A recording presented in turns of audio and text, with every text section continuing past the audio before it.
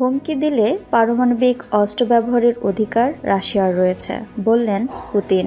রাশিয়ার president Vladimir Putin বলেছেন, যদি রাশিয়াকে কোনো দেশ হুমকি দেয় তাহলে রাশিয়া মনে করে সেই দেশের বিরুদ্ধে পারমাণবিক অস্ত্র ব্যবহার করার অধিকার তাদের আছে। আজ বৃহস্পতিবার রাশিয়ার প্রেসিডেন্ট ভ্লাদিমির পুতিন বছরের শেষ সংবাদ সম্মেলনে হাজির হয়েছেন। সেখানে এক সাংবাদিকের প্রশ্নের জবাবে পুতিন এসব কথা বলেন। খবর বিবিসির। গত মাসে রাশিয়ার পারমাণবিক অস্ত্রনীতিতে পরিবর্তন আনা হয়। এ নিয়ে আজ বৃহস্পতিবার প্রশ্নের মুখে পড়েন দেশটির প্রেসিডেন্ট ভ্লাদিমির পুতিন। নতুন নীতিতে এমন কিছু শর্ত জুড়ে দেওয়া হয় যেগুলোর অধীন দেশটি তার পারমাণবিক অস্ত্রাগার ব্যবহারের বিষয়টি বিবেচনা করবে। নতুন নীতি অনুযায়ী পারমাণবিক অস্ত্র নেই এমন কোনো দেশ যদি পারমাণবিক ক্ষমতাধর অন্য রাষ্ট্রের সহযোগিতায় হামলা চালায়, তবে এই হামলা রাশিয়ার ওপর একটি যৌথ আঘাত হিসেবে বিবেচিত হবে। এই প্রেক্ষাপটে পুতিনের কাছে সাংবাদিকেরা জানতে চেয়েছিলেন পশ্চিমাদের কাছ থেকে এ ধরনের কোনো ইঙ্গিত পাওয়া গেছে কিনা।